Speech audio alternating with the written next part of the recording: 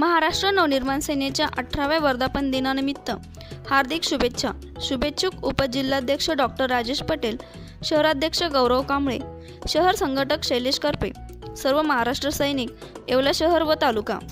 येवला शासकीय आदिवासी मुलांचे वसतिगृह बाबुळगाव येथे भगवान वीर एकलव्य जयंती सर्व आदिवासी शासकीय निमशासकीय कर्मचारी व वसतिगृहातील विद्यार्थ्यांच्या उपस्थितीत मोठ्या उत्साहात संपन्न करण्यात आली. कार्यक्रमाची सुरुवात वीर भगवान एकलव्य यांच्या प्रतिमा पूजनाने झाली. भगवान एकलव्यांच्या वेशभूषात असलेल्या अजित धिंडाने सर्वांचे लक्ष वेधून घेतले. शासकीय आदिवासी मुलांचे वसतिगृह या ठिकाणी आज भगवान एकलव्य यांची जयंती मोठ्या उत्साहामध्ये संपन्न झाली. या प्रसंगी एका विद्यार्थ्याने भगवान एकलव्य यांची वेशभूषा धारण केली आणि या वेशभूषेतून आम्हाला नक्कीच मोठी प्रेरणा मिळाली. या प्रसंगी भगवान एकलव्य यांच्या जीवनचरित्रातनं संपूर्ण महाराष्ट्रातील समाजाला नक्कीच लक्षभेद कसं करावं याची शिकवण देणारा हा प्रसंग होता. भगवान एकलव्यांचं चरित्र पाहिल्यानंतर, ऐकल्यानंतर, वाचल्यानंतर आपल्याला असं लक्षात येतं की जे अशक्य आहे ते शक्य करण्याची ताकद खरं तर त्यांच्या चरित्रामध्ये आहे, ही शिकवण आम्हाला मिळते. आणि या निमित्ताने प्रत्येक समाजापर्यंत हा संदेश आहे की कुठलंही लक्ष्य अशक्य नाही.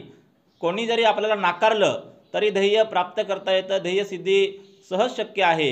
याची प्रचिती आजच्या भगवान एकलव्यांच्या जयंतीच्या निमित्ताने आम्हाला मिळाली असं आम्हाला वाटतं.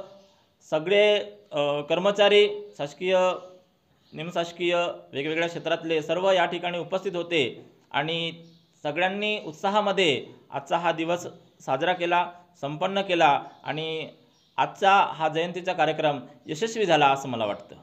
शासकीय आदिवासी मुलांचे वसतिगृह येवला बाबुळगाव येथे आम्ही राहतो. आज 8 मार्च वीर एकलव्य यांची जयंतीनिमित्त आम्ही इथं जमलेलो आहोत आणि त्यांची जयंती आम्ही मोठ्या उत्साहाने साजरा केली.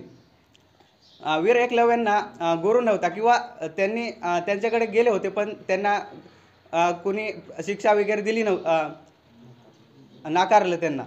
तर त्यांनी त्यांची जी काही जिद्द होती ती सोडली नाही आणि द्रोणाचार्यांचा पुतळा बनवून त्यांना गुरु मानून त्यांनी जी काही ते विद्या किंवा धनुर्विद्या आहे ती त्यांनी प्राप्त केली आणि त्यांचं लक्ष साधलं.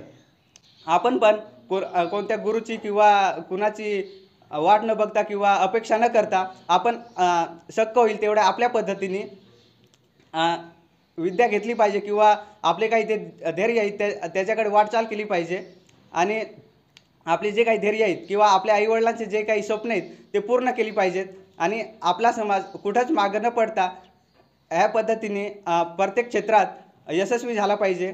आज 8 मार्च इथे आदिवासी मुलांचे शासकीय वसतिगृह येवला